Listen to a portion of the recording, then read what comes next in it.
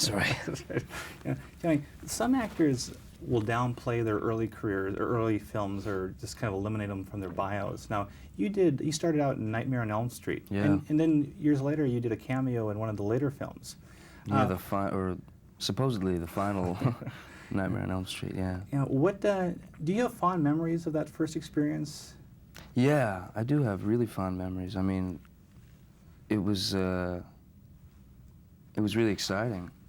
And I felt really, I mean, it was really exciting. It was also, I was shocked at Wes Craven and Annette Benson, the casting director and the director, for taking such a chance on this guy who was totally green.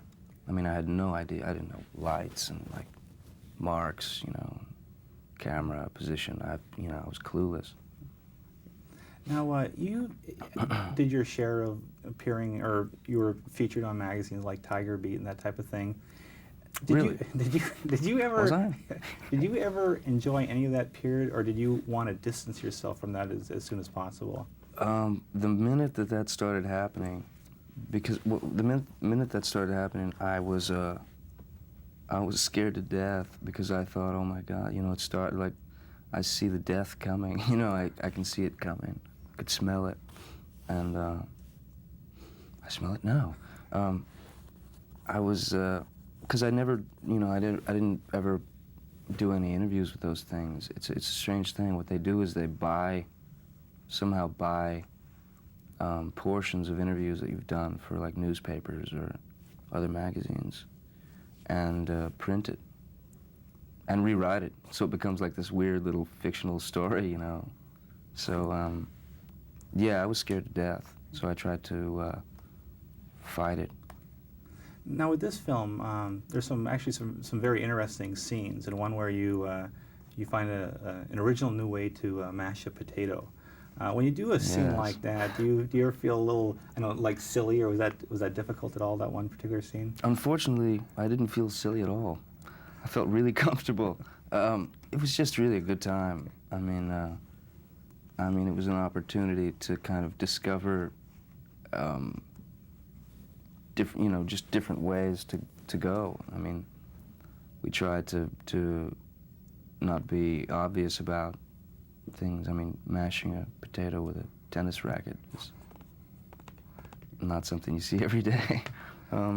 Yeah, I mean, I didn't feel silly. I suppose I should have. Maybe I should now. Benny and Joon got some initial publicity because of the Woody Harrelson thing about him backing out. Did that cause you any concern at the time when that happened? No. So. I actually, it was kind of a brief thing. I mean, I had heard, yeah, he's involved, and then I heard, oh, he's not involved, and she's involved, and now she's not, and this and that. And then when they were talking about other people and stuff, and then Aidan and Mary Stewart became, the topic of conversation, I was really excited. I mean, because I'm a big fan of both of them, so I was very excited. Now, you do some impressive physical comedy in this. A lot of great mime. Oh, thanks. Now, how much work was that? That wasn't something that you could do spontaneously. So, how much effort went into that? Well, I mean, a lot of the stuff, like the plates and the rolls and stuff, I worked with a guy named Dan Kamen, who basically is like this expert on silent films and Chaplin and Keaton and stuff. And I watched a lot of Keaton. The flips and things like that was just kind of a, just sort of try it, see if it works, kind of thing. And it seemed to work. I mean, I'm not paralyzed. But the rolls was really, that was intimidating. I was scared to do that because, it's such a famous Chaplin moment.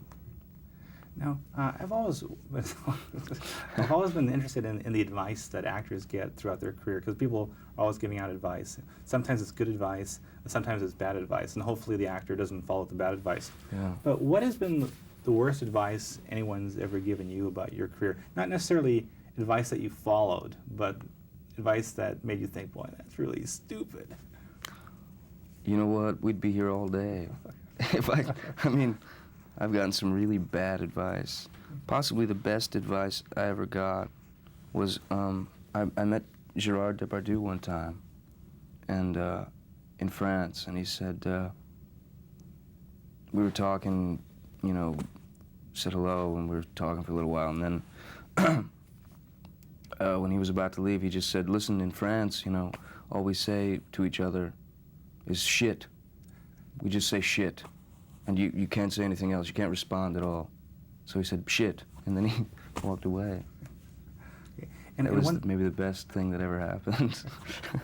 and one final question. I've always been interested in the type of mementos that actors keep from their movies down the road, and that they keep on their mantle. What kind of things have you kept from your various films over the years? Like actual stuff? Yeah, like souvenirs. The hands, the scissor hands, and the costume. I try to keep a bit of, just pieces, like wardrobe stuff and props. Benny and Joon, I got the cane, or one of the canes and one of the hats, and scissor hands and crybaby jacket and stuff. And yeah, just because, if I croak, I could leave it for, like my grandkids or whatever. Right. And one quick final question. You're going to be turning 30 pretty soon there. Do you feel that's going to be rapid? I'm rapidly approaching that. Is that a milestone that you're looking forward to and putting your 20s behind you? I actually can't wait to turn 30, yeah. I'm excited to turn 30. Because 10 years in the 20s is too much. They should sort of somehow change that. You should turn 30 at 25, I think. Great. Less pressure. I'm going to use that one, right? All right, thanks very much, sir. Yeah, right. Okay.